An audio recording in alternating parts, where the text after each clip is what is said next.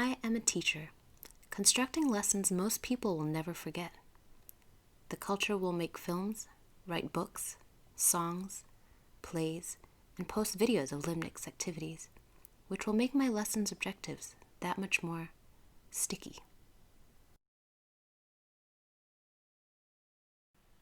To be real, I don't think my writing process is actually very unique. I'm just a very practical person, so whatever allows me to get my writing done works for me in the end. I'm also a very disciplined person who thrives when I build a solid routine for something that I want to accomplish. So part of this is my military background, but the other part of it is just me. I can remember as far back as high school.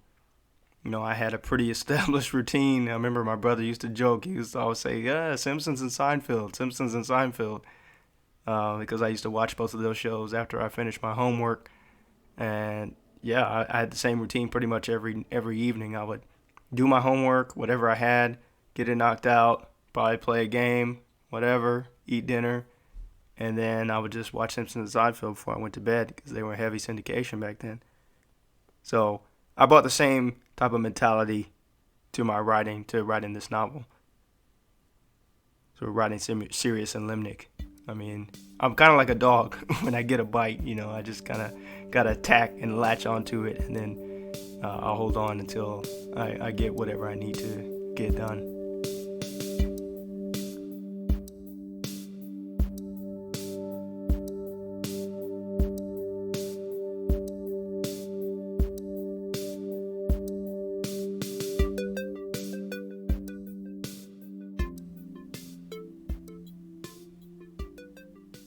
So the first thing I did when I started writing the novel was to write a solid outline, just to focus on major events. It was just a skeleton. It wasn't really anything detailed or anything like that. But yeah, it was just to have something to go off of. Um, yeah, that's how it started writing the novel. I'm talking right now. You hear me talking now. It's as if my process is so well established, and this is what I do every time I write a novel. But it's not really that way. Because I have to be honest. Like, I was constantly worried in the beginning that my little outline wasn't going to be enough. I was worried that it didn't have enough detail. I was worried about the story being too short.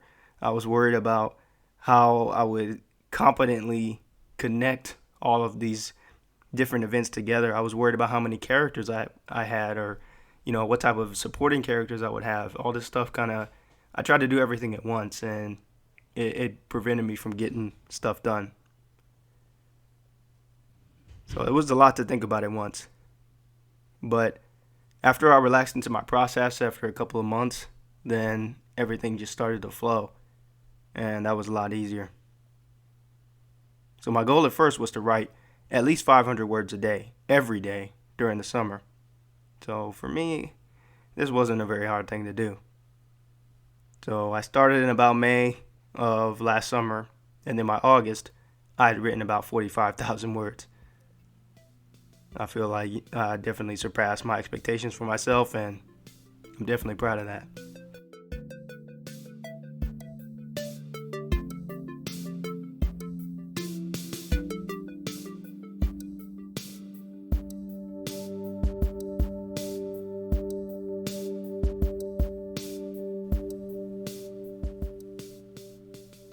Around September 2019, I had to put the book aside.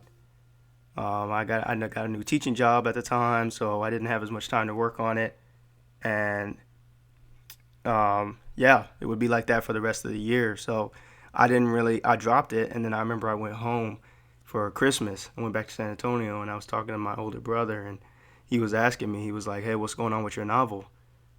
Because he's written so many books, right? And I was like, I didn't have a good answer because I was like, I just stopped working on it. And it wasn't like I was going to quit working on it, but I was just like, man, I hadn't really thought about it in several months. And he was like, well, let me know when you finish. Let me know when you finish. And I was like, man, let me just get back in this. So that kind of remotivated me again to get started. And after I got back home, then that's when I really I really just kind of raced to the finish. And then by the end of January that year, that was interesting too towards the end because I was doing student teaching at the time at a high school. So I would write like on my off periods and stuff or during lunch, and I was writing on my phone. Now, those of you who have, some of you, if you're younger, maybe, this will sound like this old man, but a lot of older people, writing a novel on your phone, like, that's no easy task. Your fingers are tired after a while, like writing a few text messages or writing tweets or, doing social media, Instagram, all this stuff, that's easy. But when you're writing long form, like whole paragraphs, and you're trying to like format the paragraph and you can't even tab over, it's a struggle to write on your phone. So that was a new frontier for me to get used to that. Um, and yeah, by the end of January, I completed the first draft. A lot of people say that you should hate your first draft, but I didn't. I felt accomplished that I had actually put something down from start to finish. That it was at least a complete story. Was my first draft good? Hell no, it wasn't good. I mean, there was tons of plot holes. There's characters that just straight up disappeared. There's inconsistencies, grammar issues. There was a lot of stuff wrong with it. But I felt like it was still mine. It was something that I was proud to have done. And it was a powerful feeling. But I have to say that that feeling was short lived because the next week I started doing a reread of the entire first draft. I hadn't looked at some of these chapters in almost nearly like 8 or 9 months since then. So I had forgotten like what direction I was going in with certain things. And then I saw how incomplete certain things were and things that needed to be expanded and cut. So that's when the real work began on the second draft a few weeks later.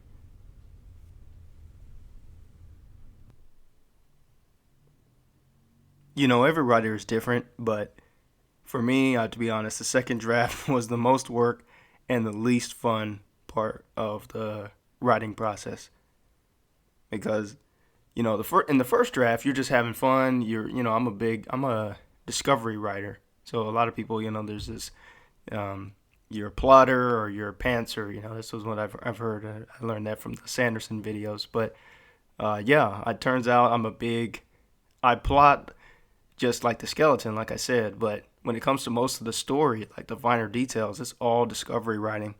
So that's fun in the first draft. You're just getting words on the screen, and yeah, you're just kind of, seeing where your story goes and where your characters go. But on the second draft, that's all out the door because you already know what's there, but now you have to make sense of it. You can't just put random stuff down anymore. You gotta reorganize, you gotta structure, you gotta really dive into the details and get that connective tissue for the story. And it's a lot of work. At least for me it was. You know, it's rewriting, it's expanding, it's cutting. It just took me. It was more intense than I thought it would be. And honestly, I'll talk a little bit more about this in the future. But it was the whole COVID situation, the whole quarantine, that gave me the time and the opportunity to be able to focus on that for 4 or 5 months. Because in March, I was working at a job, and long story short, like millions of other Americans, I was told, "Hey, we don't have enough hours for you. We don't need you anymore." So I was like, it sucked at the time. I'm not gonna lie, but I definitely made use of the time. I just wrote, and 5 months later, I was done. So that gave me the quarantine gave me the opportunity to focus and just to finish the work. And I feel like this is the part of novel writing where I feel like a lot of authors can get lazy because it's easy to be like, oh, I don't have to reorganize this chapter. I don't have to flesh out this character or this scene. I definitely had my times that I got to certain parts where I was like, oh man, I'm not feeling this, or I just don't feel like doing this. But I was really focused on telling a complete story from start to finish. I didn't want it to be like really good in the beginning and then the middle. You see this kind of decline in quality or in complexity as the story goes on. I didn't want that. So I busted my tail to make it through this part, and yeah, it took 5 grueling months, but after that I was done. I was done, and it turned out pretty good.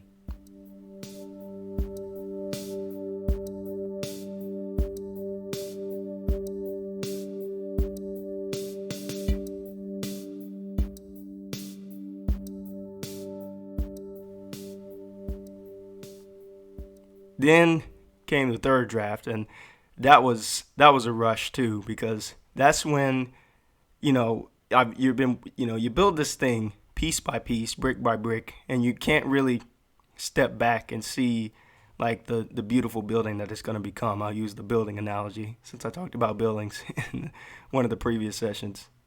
But I think the third draft was the first time I started stepping back and being like, wow, I really built something nice here. I really built something that might be able to endure, So that was when I really started to go back and polish the characters and, add little more details and emphasis. Sometimes it was really small things, just subtle things, but it just made the story pop that much more. And during that time, I also was bold enough to send out my second draft. This was the first time I let other people read my story. Just a few close friends, just some people, and they kind of functioned as beta readers whenever they had time. I just kind of shared the Google Doc and told them to, hey, leave me some feedback, tell me what you think. And, some of it you take with a grain of salt. The other, it was like, wow, this is some really good feedback. And I went back and rewrote some parts of it because of what they told me. I worked pretty much nonstop on the third draft for about 2 months. And for a 146,000 word novel, that's a grueling pace to reread and shift it around and go through the entire thing. I had to, because I knew I was probably going to be starting school in the fall. I didn't have a job yet, but I figured that was my plan to become a teacher in the fall, which I did that. But yeah, I knew I had to finish, and I did. I finished at the very beginning of August, and man, it was worth it. And I feel like it turned out great.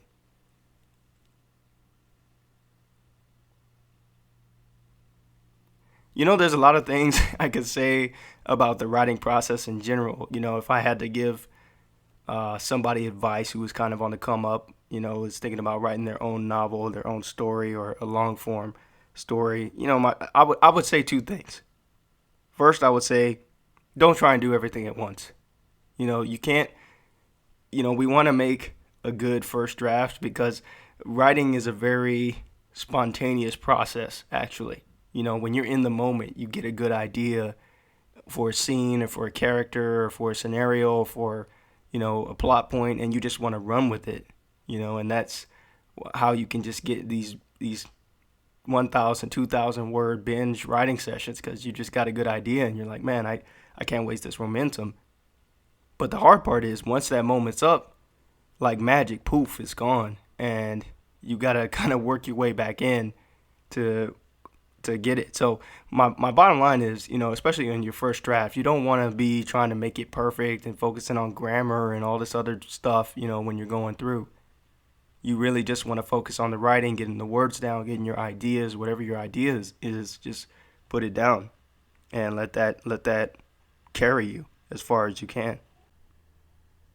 So if you're trying to get as close to the final draft on the first pass through, you'll probably end up getting discouraged. So you don't want to do that. Just pace yourself and focus on 1 or 2 things, and that's the best way to go about it. The second piece of advice I would give is to just come up with your own writing process and stick to it. While I was writing this novel, Sirius and Limnic, I stumbled upon writing advice across all mediums: social media, blogs, websites, the news. It's all over telling you how to write. And, sometimes it varies. Sometimes it's from famous writers, other times it's just not so famous writers, just people who like to write and they have a podcast or a platform and they're giving advice. It's all well-meaning. There's a lot of well-meaning advice, but there's only one voice that you should be concerned with, and that's that person in the mirror. I know how tempting it is. I said myself, I watch Brandon Sanderson videos, but I know how tempting it is to read about an established author's writing process and adopt it as your own. Because after all, you're a nobody writing a story for the first time, and they're famous with a publishing deal, millions of copies sold. Why shouldn't you want to do what they did to become rich, famous, and successful? I'll tell you why. The reason is you're not them, and they're not you. And their story isn't your story. Only you can write your story. And it can only be done by you. So why would you follow anybody else's advice? These are the things that I told myself after I was kind of done reading all these different articles. Because for me, it comes down to having faith in yourself. Believing that what you're writing is valuable and deserves to be written by you in the way that you want to write it. All the writing rules that you encounter become kind of suggestions and guidelines. And they just guide you. They can. But you should really just write how you see it in your head. That alone is enough. At least it should be. I know I'm saying all this now like it's common sense, but like I said before, this was hard-won, hard-fought experience. Now that I know and am confident in my own writing process, I no longer look for writing advice from others. It's not helpful or valuable to me. This mentality is about as powerful a feeling as it was completing my first draft of a story. It's a thrilling experience that in the end, I know it's not going to be perfect, just like my writing, but I'm honing my own craft and I'm getting better at arriving at a final draft, to use a metaphor of my own writing, My process works for me and it allowed me to finish Sirius and Limnic. So in the end, my advice to you is I suggest you find one that works for you and allows you to finish whatever it is you're writing as well.